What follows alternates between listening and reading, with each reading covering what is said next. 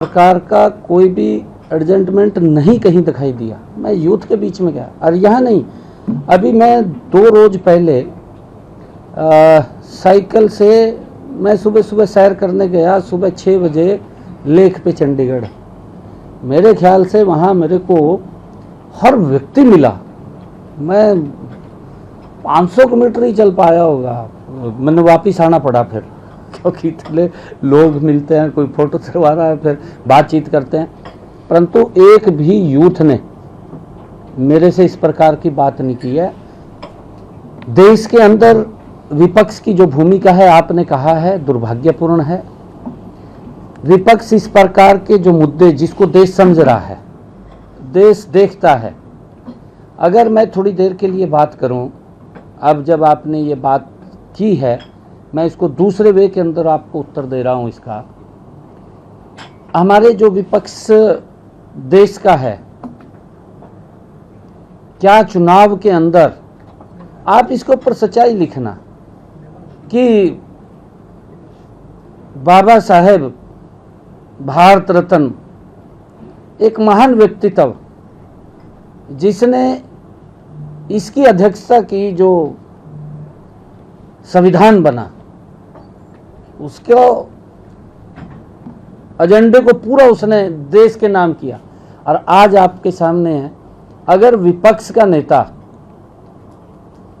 उस संविधान की बुक को उठा करके मंच के ऊपर खड़ा हो जाए और ये बात बोले कि संविधान को, अगर मोदी की सरकार तीसरी बार बनती है तो संविधान को खतरा है। मैं ये पूछना चाहता हूं विपक्ष के नेता से आज, क्योंकि आप महिला जर्नलिस्ट हैं और बहुत उच्च कोटि की जर्नलिस्ट हैं, आप उच्च कोटि की हैं जो देश को प्रेजेंट कर रही हैं। आप देश की किसी न किसी समस्या को उठा करके आप देश के लोगों के सामने उसको रखती हैं। सरकार की नीतियों को भी आप देश के लोगों के सामने पहुंचाती हैं। मैं ये पूछना चाहता हूं आज उन लोगों से जो संविधान की बुक को उन्होंने उठाया और उन्होंने कहा कि संविधान को खतरा हो जाएगा, क्या वो 1975 में क्या संविधान को खतरा नहीं था? 1980 के अंदर जो कत्लेआम हुआ, क्या उसके अंदर संविधान को खतरा नहीं हुआ? इनके समय में क्या क्या हुआ? कितने बार अमेंडमेंट किया गया, स्वार्थ के लिए किया गया। जब देश के अंदर जो सबसे पहला जीप घोटाला हुआ था, क्या उस वक्त संविधान खतरे में नहीं आया था? जब अगस्ते हेलीकॉप्टर का अगर घोटाला होता है तो उस समय देश, संविधान खतरे में नहीं था? ये मेरे ख्याल से राहुल को जो स्क्रिप्ट लिख करके कोई देता है, मुझे नहीं पता लगता वो कौन व्यक्ति है। ये मेरी समझ से बाहर है, कौन लिख करके दे रहा है इसको। मैं आज, आप देश की, मैंने कहा है कि देश को लीड करने वाली जर्नलिस्ट यहां बैठी है। आदरणीय मोदी जी का 11.5 साल का शासन हुआ है। मैं आप लोगों से एक कोई विषय के ऊपर कि इसको संविधान को खतरा हो गया ये काम करने से,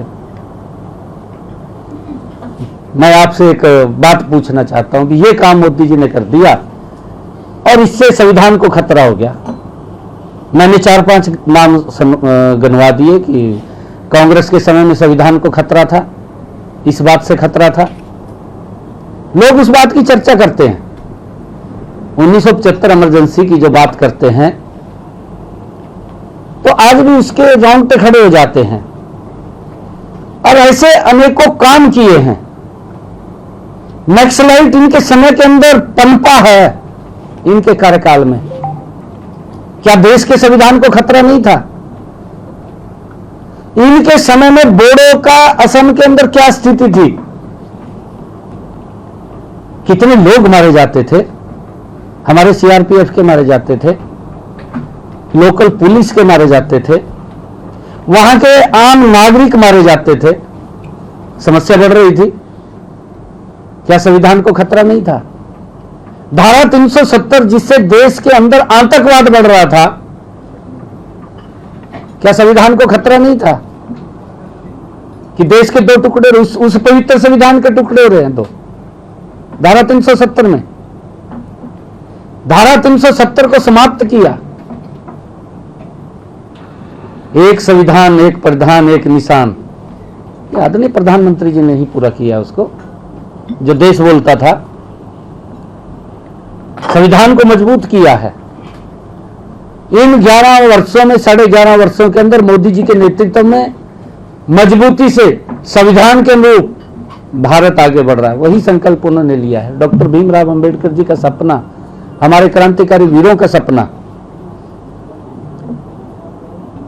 अब थोड़ी देर के लिए मैं एक और बात करूं, संविधान को कहां खतरा होता है? दिल्ली के अंदर मैं बात करूंगा, क्योंकि कांग्रेस की सरकार रही। मैंने आपको 10 बातें बताई हैं कि यहां संविधान को खतरा रहा है।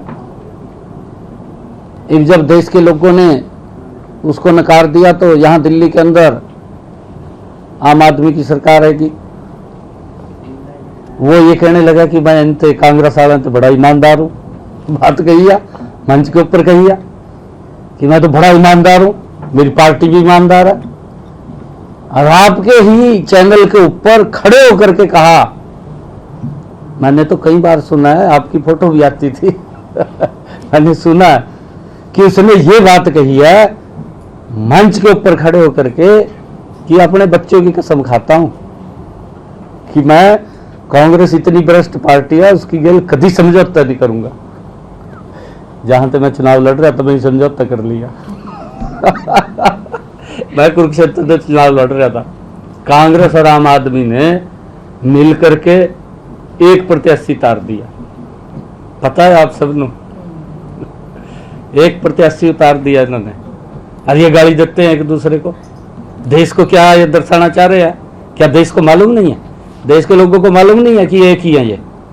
इनकी कथनी करनी एक ही है, इनका विचार भी एक है।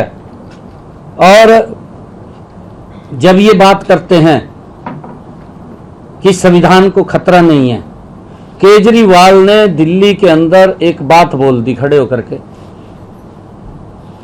उसने बोल दिया कि हरियाणा ने, जहां उसका जन्म हुआ था, हरियाणा ने यमुना के पानी में जहर मिला करके भेज दिया। ये कही है उसने। ये तो कहा जी मेरी आंख खुल गई, मेरे को उठाई दिया, कहा उन्होंने, हमारे इंजीनियर ने कहा, नहीं तो लाखों लोग मारे जाते।